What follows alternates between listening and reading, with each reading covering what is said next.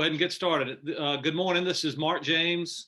I am chairman of the Public Policy Committee for the Columbia Chamber, and want to welcome everybody to our monthly issues forum. This is an opportunity for us to discuss items in the community and business related that impact our business or could potentially impact our business. And so we're welcome to offer a welcome to everybody on what is today Election Day, and I'm very excited to see this day finally come, and want to encourage everybody to vote today. It's one of our greatest privileges and one of our greatest responsibilities, and hope everybody will take the time today, if you haven't already voted, to do so today. I want to welcome this morning Leland Colvin. He is the Deputy Secretary of Engineering for the South Carolina Department of Transportation. Everybody is very familiar with the Department of Transportation.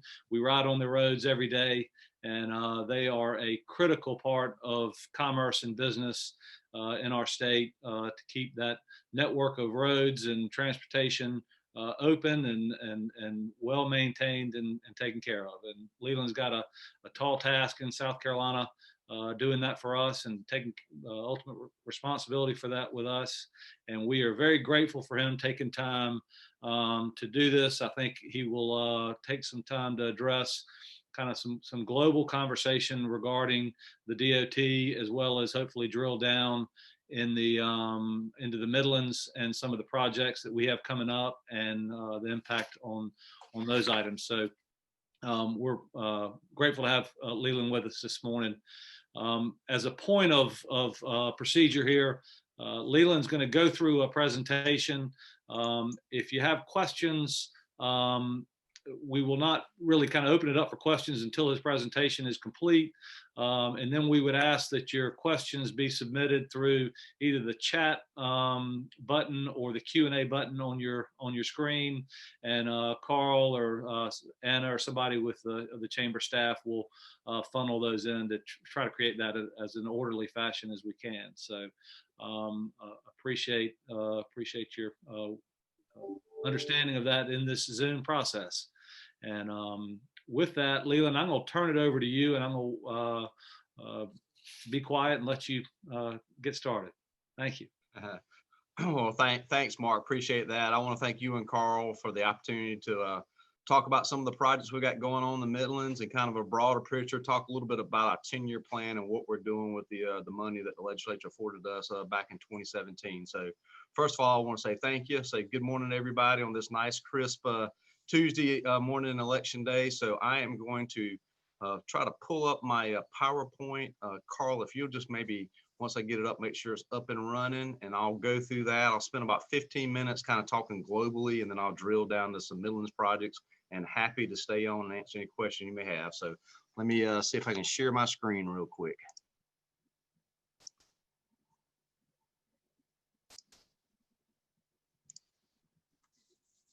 Perfect. All right, very good. So I just want to, this year, back in 2017, the legislature afforded the DOT a 12 cents increase in the gas tax, and it's phased in 2 cents a year over 6 years. And we just completed year 3 back through June 30th and started the year 4 in July 1st. So just kind of want to tell you what we're doing with the money, how we're progressing, and then kind of drill down into some Midlands project that's kind of closer to home here. So first thing, we've got the 4th largest state highway system in the nation. That's important. When you look at other states, we're kind of an oddball, us and our neighbors to the north. When you look at our quote neighborhood streets, they make up about 20,000 center line miles across the state. And when you look at just that system alone, that system is generally in other states owned by the counties and municipalities. And just that system itself, about half of our system, it would be in the top 10 when you look at largest state maintained systems in the nation. And of course, y'all know with the beautiful South Carolina and our mountains and beaches and lakes and everything in between, we've got the 6th fastest population growth rate in the nation. So a lot of things going on in South Carolina, and we want to be the place for people to work, live, and come to. As part of that, we had a 30-year backlog of deferred maintenance on our system. I don't think it takes a genius to kind of figure out when you start looking at condition of our roadways, you start looking at the condition of the pavements across the state and start looking at congestion. We knew that, we basically couldn't live off the 16 cents that had not been addressed since 1987. So we were very, very fortunate back in 2017 that the legislature passed a kind of a envy of the nation, 12 cents increase in the gas tax phased in 2 cents a year over 6 years. Part of that discussion was we knew day one we would not be successful if we got all 12 cents to year one. We know that we weren't ready for it. The DOT, our consultant partners from the private industry wasn't ready for it. And more importantly, our contractors, there's no way we could deliver that year one. So we were very thankful for the legislature working with us and us working with our private industry partners on how we could best tackle the problem and how we could really phase that in and ramp up here in South Carolina. So if you look at our historical, we've been about $1 billion a year over the last, decade plus. You see a little bit of spike there in about 2010, 2011. That's really the stimulus package or the ARA funding that came out of the federal highway. And you can see that really we maintain about $1 billion under contract at any given time. So prior to 2017, there was some one-time seed money, a couple times Act 98, Act 275. And from that point forward, we've actually tripled our program. We've got about $3.3 billion currently under contract as it sits today. And we expect that to go over $4 billion here in the next 12 to 18 months. So we've really ramped up, with the money that's been afforded to us. And it's 3 times what we're typically managing on a yearly basis here at South Carolina DOT.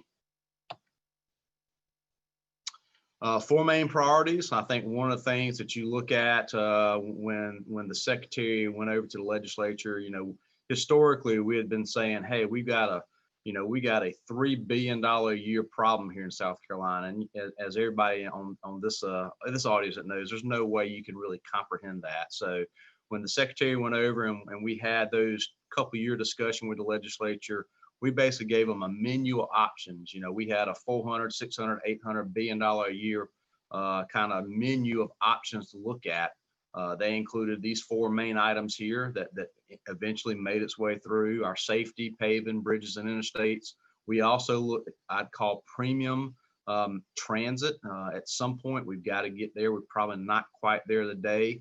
Look at our off interstate congestion. I think that's really kind of the next item we want to tackle as the state DOT, and then our routine maintenance as well. But these are the 4, and when you look at 800 million, which is basically the overall plan, there is a tax credit that sunsets in 2024, and I'll talk a little bit about that a little bit later on in the program. But when you look at what was approved by the legislature and what we said we were going to accomplish, these are the 4 main program areas.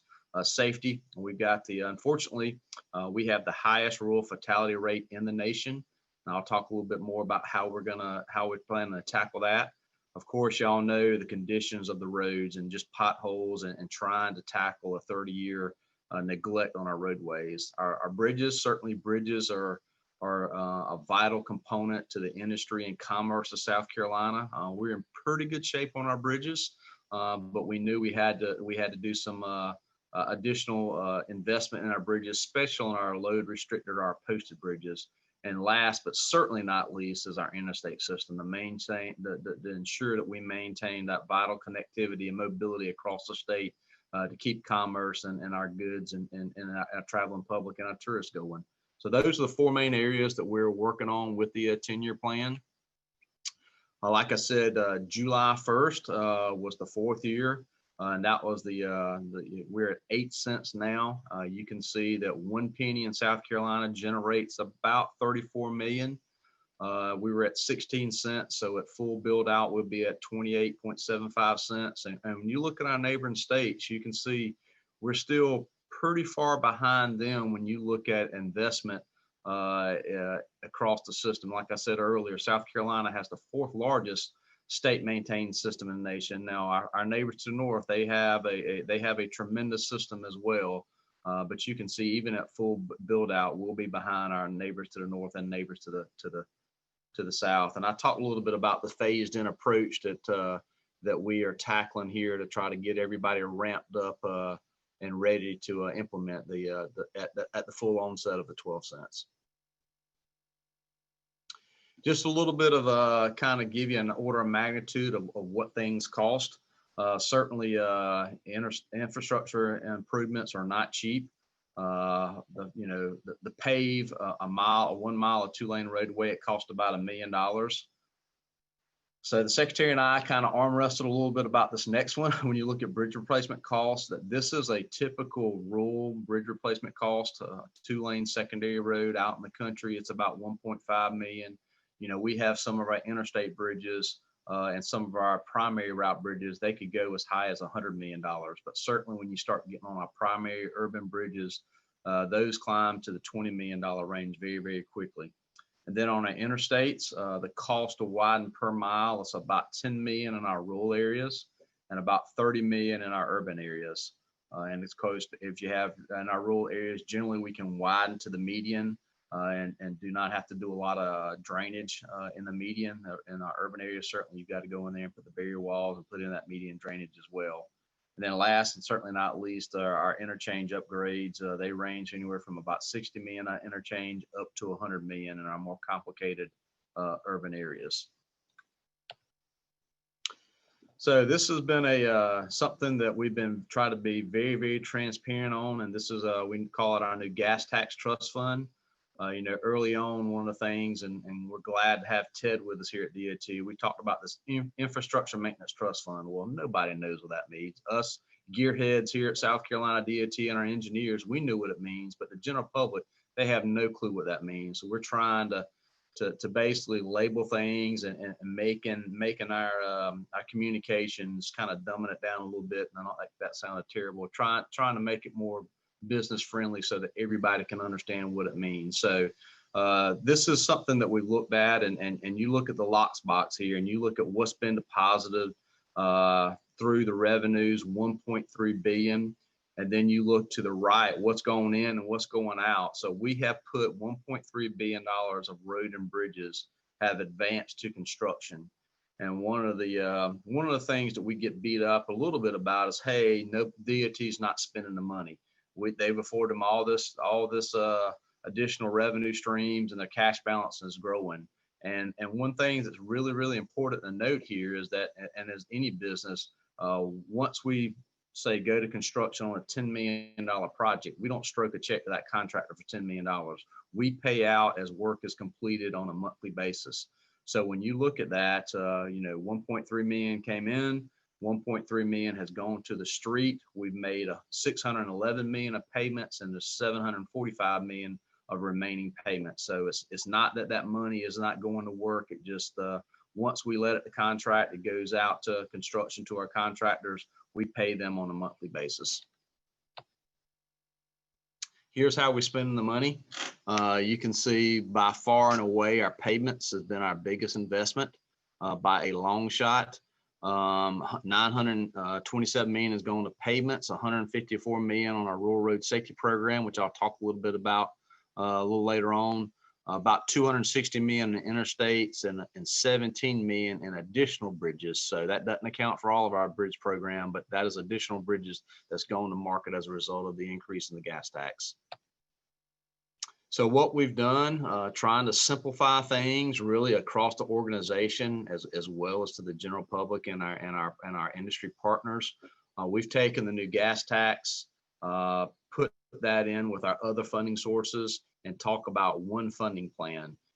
Generally speaking, whether it's right pocket or left pocket, we've always talked about a federal aid program and a non-federal aid program. So really, we don't need to talk about it like that. We just need to talk about our program as a whole, regardless if it's a state funding source or it's a federal funding source. Here's what we're trying to accomplish and trying to simplify our message. So again, taking the new gas tax and the existing gas tax, combining that with our federal funds, we've come up with a 10-year plan.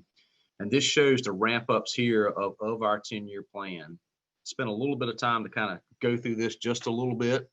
You can see on our safety projects, we have doubled spending on our safety projects from $50 million a year. That was basically all federal funds to additional 50 million that's in state funds.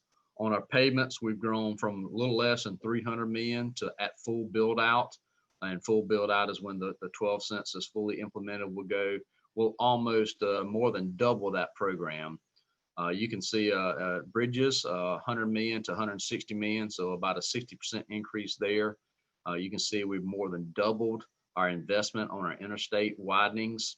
But the one thing that's of note here is if you look at that top line, that's our other interstate, what we call our off interstate widenings. That funding source has remained stagnant, and it's been stagnant for some time now.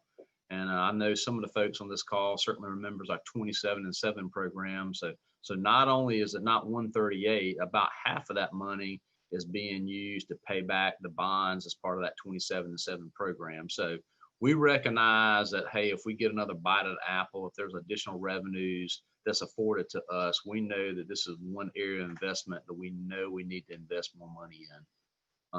The other thing, kind of to the right side of this, I'm going to kind of move these boxes around. You can see that 60% of our funding is spent towards maintenance, keeping what we have, bringing it up into a state of good condition, and the remaining 40% is towards congestion. So that just kind of shows you a breakdown. Again, bridges and pavements and safety projects are categorized in maintenance, and then our widening, our congestion projects, interstate and off interstate, as those congestion management projects.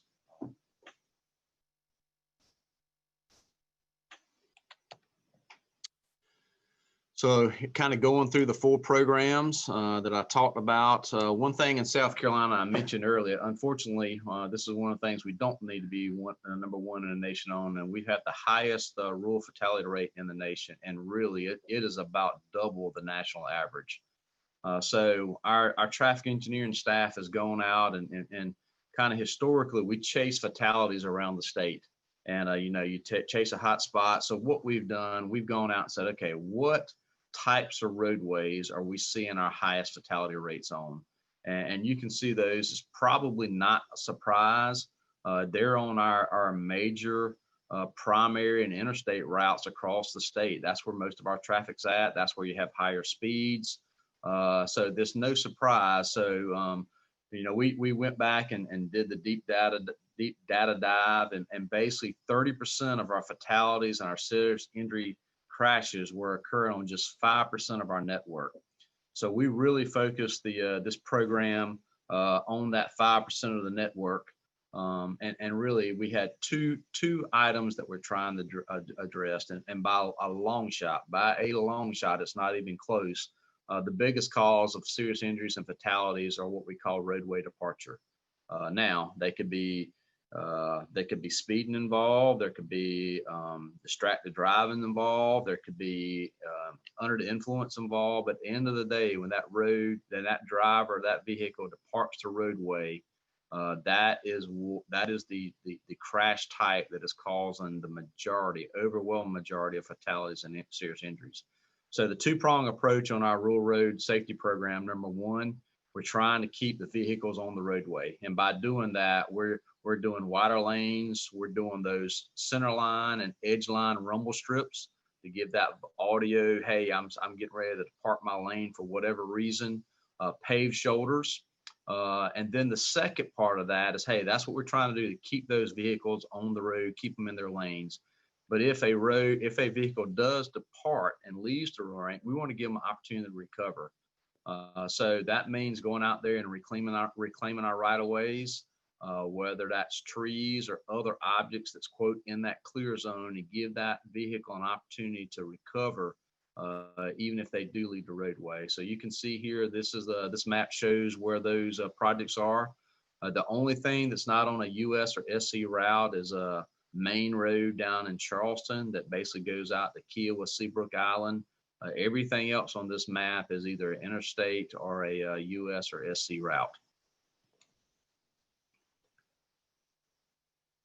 So a 10-year target on the rural road safety program is to address those 1,000 miles. We are well on our way. 465 miles have been let or under construction now.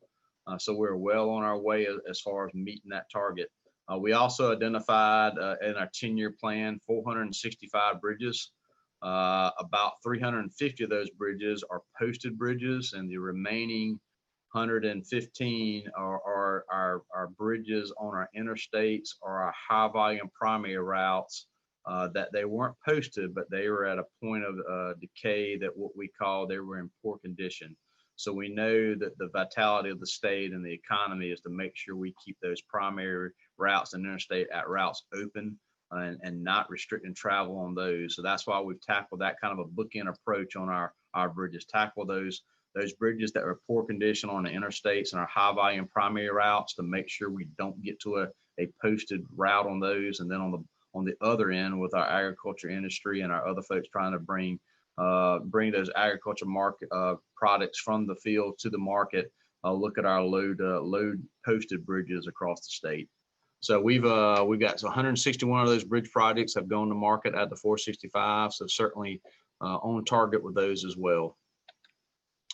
And then this is just looking at our pavements.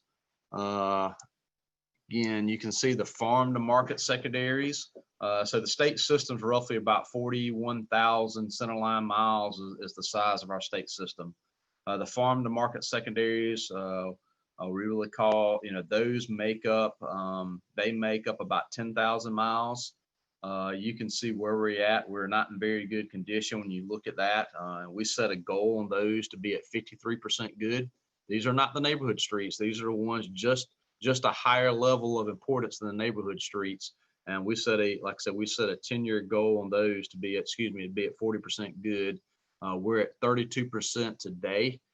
So we are well on our way towards meeting that target.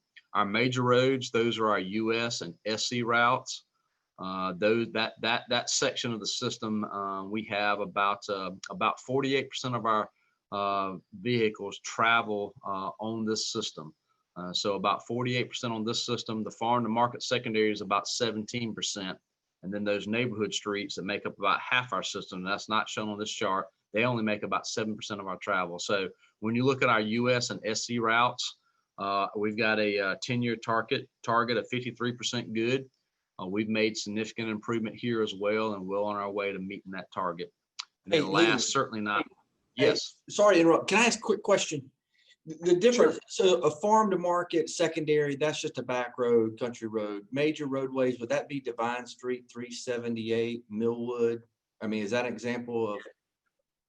Yeah, Carl, that's a great point. So our farm to market secondaries would be something like Main Road in Charleston, or it would be like, those would be connecting our communities, longer roads, not a US or SC route, but they still provide a significance as far as mobility across the state. And then you're right, exactly right, Carl, on our major roads, those are all of our US and SC routes, 378 connecting Columbia to Lexington, US 1, those are our major routes. And then the smaller, what we refer to neighborhood streets, are just those ones that they don't really have any mobility. Most of us probably live on what we call a neighborhood street that's in the state system.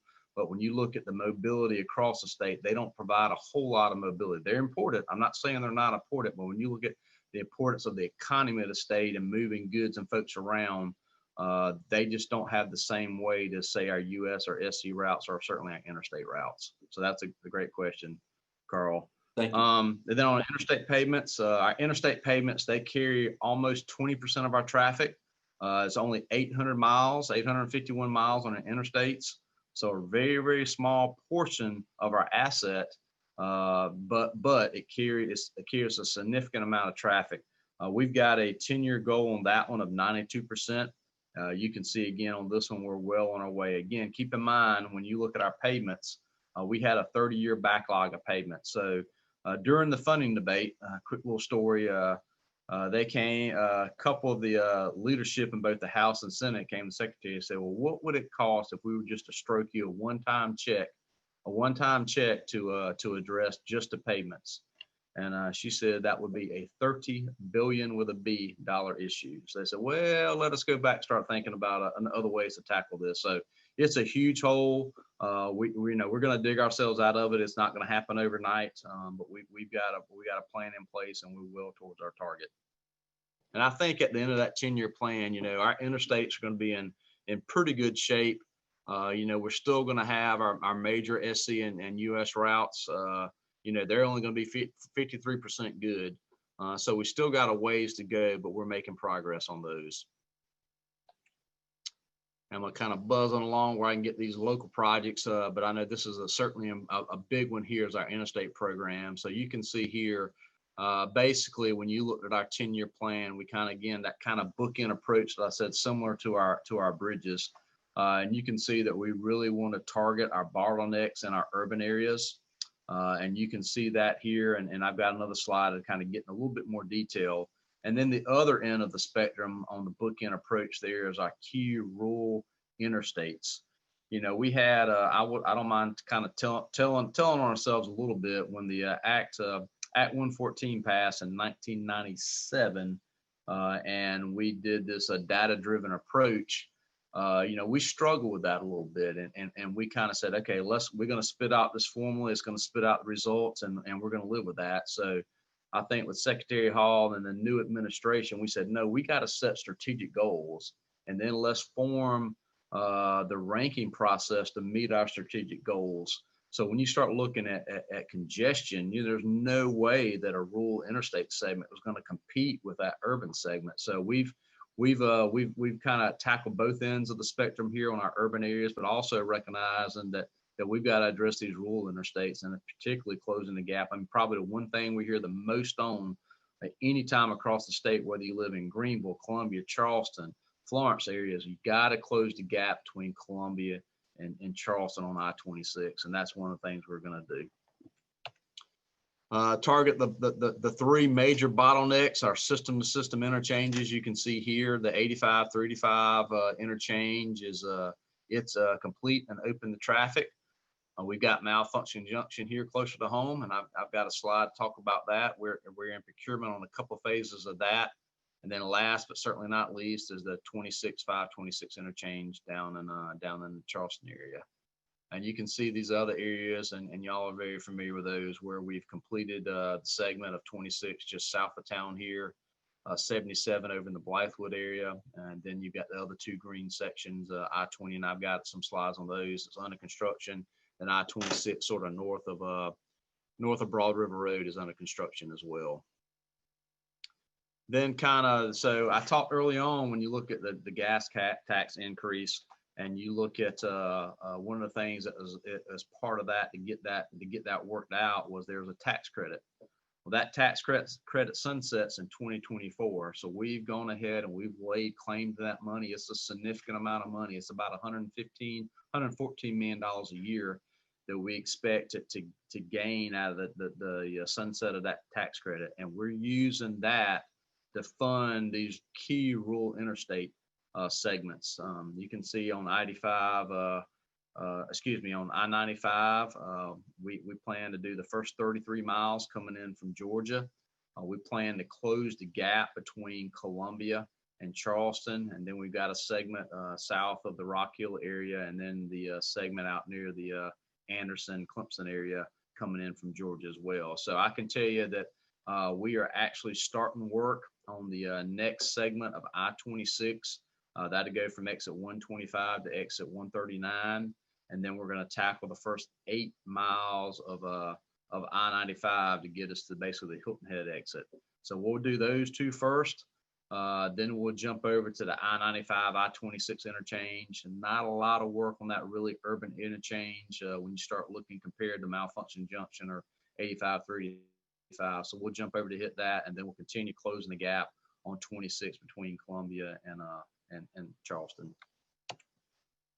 So one of the things that we try to do here is, continuous improvement is better than delayed perfection. Like I said a little bit earlier, when you looked at our ranking processes, I think that we kind of became a little bit of a victim of our own process and trying to make things perfect. So we're moving out with that continuous improvement and not wait for perfection before we move out to market.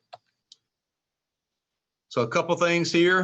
We've got a very robust website. You can see here on the left-hand side of the screen, you can see where you can report a pothole. If you got a pothole out there, you can report that. That's our goal, to get all those done, completed within 30 days. A couple things here. You can see the new gas tax funds. You can see exactly how much it's basically it's basically a financial sheet. It shows you what we've taken in, what's in the cash balance, what's under construction, and it show you every project by county. And then also we have our public involvement portal there as well, that you can go across the state and zoom in on the state map and see exactly what projects we have either under construction, in pre-construction, or in the planning process.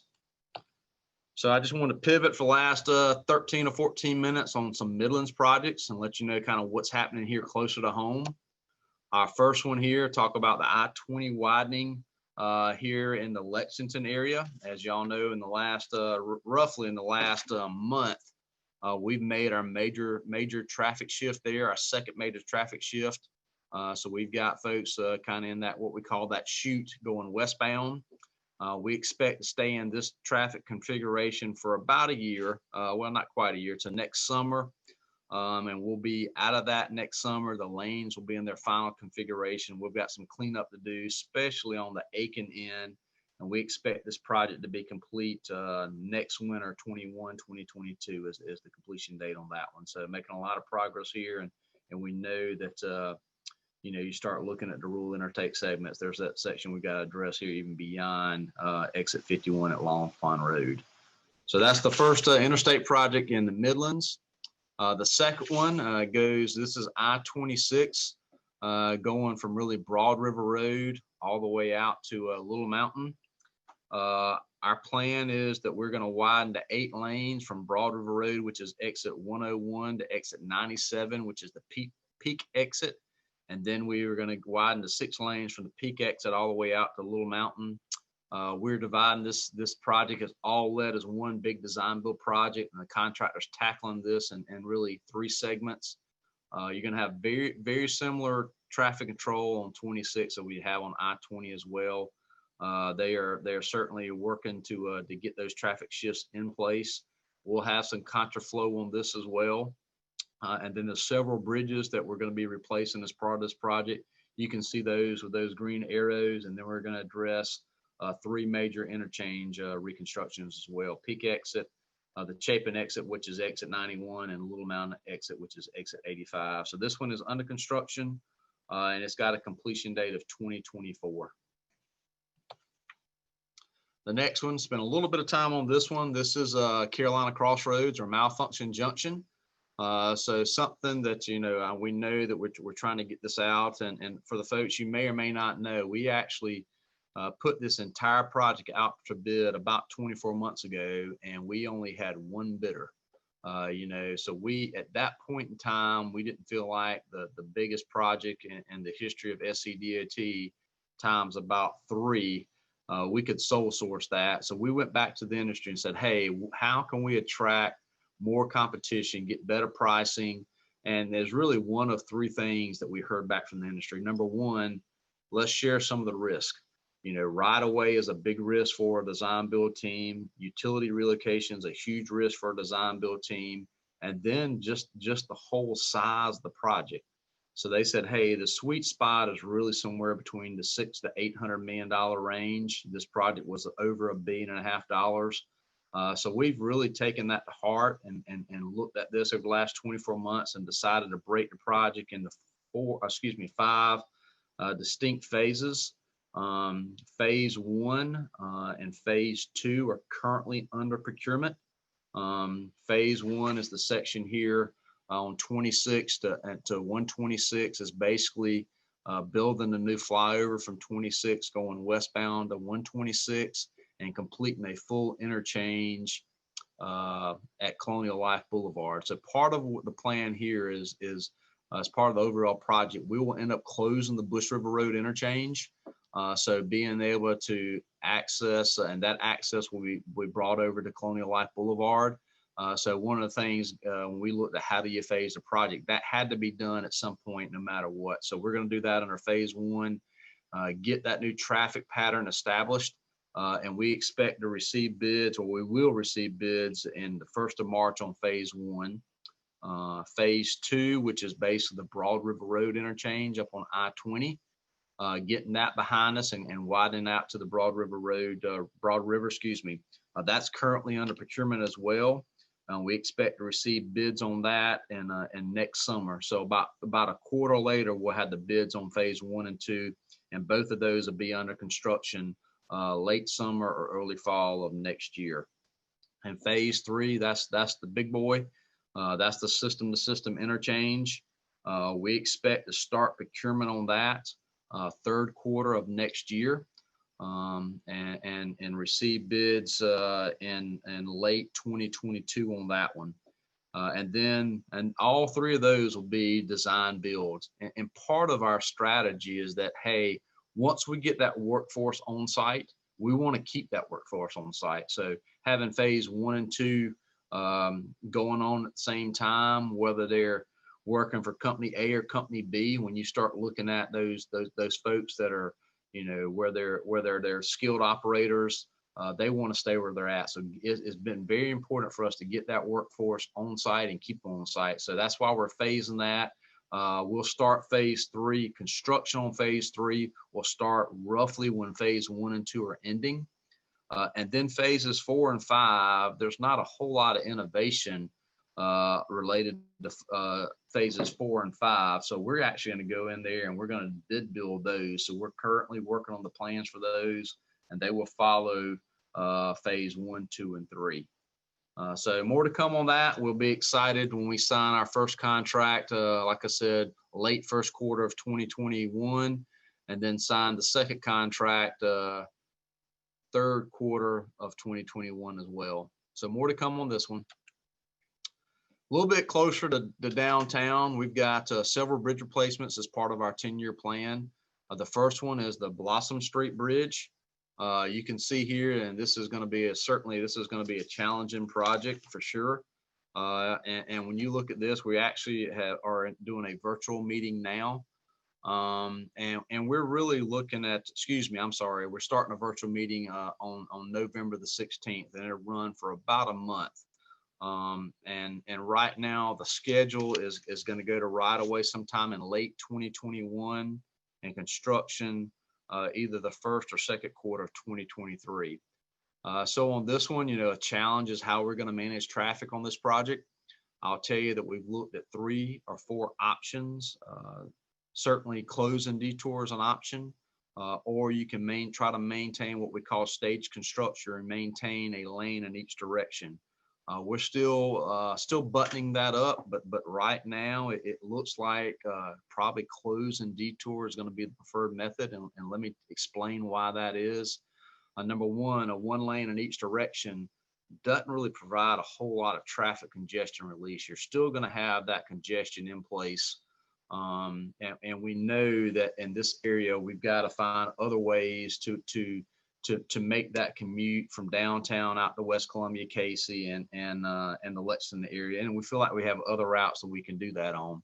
But probably more important is the schedule. When you look at trying to stage construction and maintain a lane in each direction, we estimating that will be between 45 and 50 weeks. And a closing detour, we think we can get that done between 20 and 25 weeks.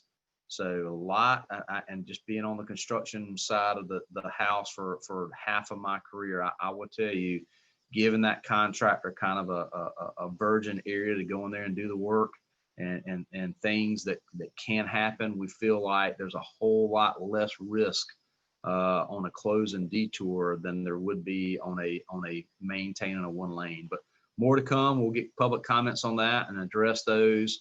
But looking at the traffic, I don't know that 1 lane in each direction, you're gaining a whole lot of that. There's several other parallel routes. Certainly when you look at this bridge and what's right adjacent to it, the good thing is once you pass UG Street, you're pretty much University of South Carolina, almost all the way to 5 Points. So not a lot. Certainly every business is important, and we certainly understand that. But the good news is you start to get into the university property, university housing very, very, very, very soon. So more to come on that one. We look forward to getting those public comments. Kind of a typical section. We will be accommodating pedestrians on the new bridge. And then the Investa, they've got a trail kind of going from the river into downtown. And we don't know exactly what that will look like, but we will be accommodating bikes. That will be back on grade and not on the bridge itself. But this is the typical section that we plan on showing on the virtual meeting. Another project that's in the works now that we're getting a lot of questions about. Certainly, we've got a virtual online there. Is the Assembly Street Railroad Separation Project. Kind of give you a little bit of background on that one.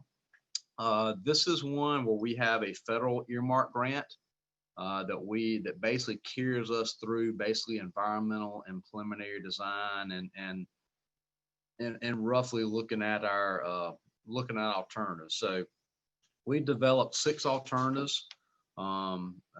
Working with both railroads, knowing that, hey, are you going to realign railroads? We're not going to realign railroads, knowing that we've got to get across Assembly Street and get across Gervais Street, our two major roadways that we know we want to keep that grade separation. So more to come on this one, but we do have 6 alternatives, and we're out in public involvement now.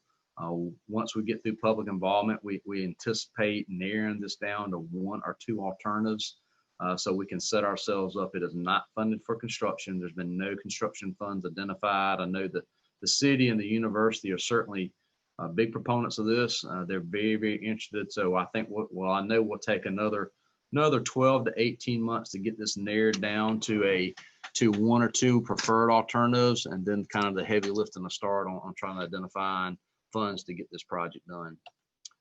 And before I leave this, I know one other bridge project that's here in the Midlands is Elmwood. We are starting design on Elmwood, but it is going to be behind the Blossom Street Bridge. So we know that those 2 major corridors coming in and out of Columbia, we can't have those bridges going on at the same time. So we're starting design on that one. But I will tell you that project will be behind Blossom Street once that's opened up. So Mark, that's all I've got from presentation standpoint. I'm glad to answer any questions you may have, and I'll turn it back over to you, sir. Great, Leland, thank you. That's a ton of information. I've made a lot of notes, and really appreciate everything that you shared there. Carl, do we have any questions that we need to? Yeah, I've got a quick question tying into. So we were looking at, there's a Green Street project going on that was part of the Penny project that will go over Green Street over the railroad tracks. Will that be completed, do you know, Leland, before the Harden Street is done? I mean, excuse me, but before the Blossom Street? Blossom Street. I believe so, Carl, but let me double check that. I believe it will be done. That's one of the traffic control items that we're looking at, but let me track that down and get back in touch. I believe it will be though, but let me verify that. That would be nice to have another avenue to go once you close that one. I think you're right. It makes more sense to close it down and just spend 24, I mean, whatever the time for to get it done, 2 years. But anyway, there is a question from Stephen. How about I-73? Is I-73 under active development, or has that been put on hold? So I-73, there were some earmarks for that project, and there was some one-time SIB funding that we're basically exhausting that. We have the permit. We have a little bit of kind of leftover money that we're acquiring right away, but other than that, other than that little bit of movement there is generally on hold. There's been 0 funding identified for construction. I know with Horry County has kind of, with some of the change their council, they're kind of flipping back and forth. But right now there's $0 identified for construction of that project. Yeah, that's a good question. I want to throw out a point. Feel free for anybody on here that has a question, throw it in the chat or the Q&A section. But I don't know if y'all caught this or not, but Malfunction Junction, Carolina Crossroads, whatever you want to call it, is the most expensive project in South Carolina history. I mean, it dwarfs. I mean, I think the Cooper River Bridge at that time was the largest construction project. And now this is going to lapse that one, correct? By a By factor a factor of 3. Yeah. Yeah, by a factor of 3. That's unbelievable. Well, I tell you what, the good news is it's coming. The growing pains come with a little bit of with red cone or orange cones, but the construction they're getting at it out at 85, exit 85 at Little Mountain, and I think they're doing most of the work at night, which is very appreciative. So the Midlands is getting a fair share of the dollars in the next 10 years. So I got a question for Mr. Ledbetter. As we are into year 4 of 6 years of tax increase to ultimately around 28 cents a gallon, is there any appetite to try to increase this to comparable levels of North Carolina and Georgia? So that's a good question. A political question on election day for you. That's right. So I will tell you that there's been some, hey, what's left? I mean, when you look at I said it early on, kind of what's left to be done. We know right now, and I go back to that 1 10-year chart, that our off interstate congestion has not seen any increase. I mean, 0 increase in the last 15 years. So we know that is sort of our next priority, whether there's a will to move forward with that. I don't want to speak on that here in election day, but I certainly, we have made it known to the legislature that is by far and away the number one. That item was not addressed with the 12 cents gas tax increase, and number 2, that is by far and away our next highest priority when you start looking at the system and what's not getting accomplished. Leland, I've got a question for you kind of along those lines. The numbers, even just the unit pricing that you're talking about on the per mile paving and interchanges and bridge replacements are staggering.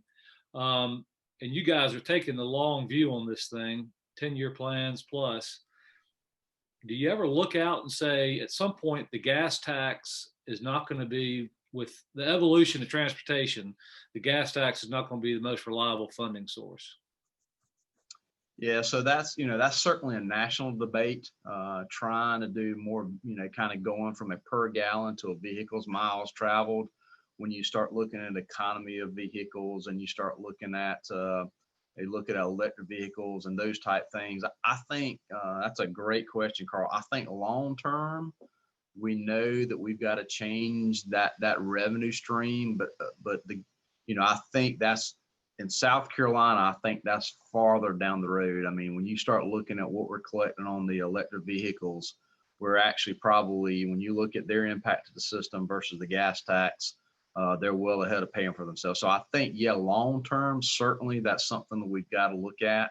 I think here in South Carolina, it's 1%, less than 1% of the vehicles are the electric vehicle type. But certainly long term, I know that is a federal and national debate. Yes, long term, but I don't think anything in the short term. All right. Hey, Leland, Stephen's got another question, and we may need some context to this, but has there been any analysis on the cumulative impact of local option transportation taxes in conjunction with the gas tax increase? So, yeah, I mean, I will tell you that we've been very fortunate across the state. When mostly certainly here in Richland County, and I know they had their own set of issues here, but when you look at the coastal areas, that generally, I know I'm probably getting in the political realm here a little bit. When you start looking at those coastal counties that saying, hey, we're gonna tax the out of county folks to come in here, but yeah, certainly. The projects that's been done along the coast has really helped, especially I'm gonna keep beating the drum on that off system capacity. You look at the roads in and around the Myrtle Beach area, look at the roads in the Charleston, Berkeley, Dorchester County, and certainly down in the Beaufort area. And I don't want to leave anybody else, and here in Richland as well, Richland County and Midlands. I think they've really helped with those off interstate congestion. There's other counties that they're working on a little bit smaller scale that's looking at increased payments.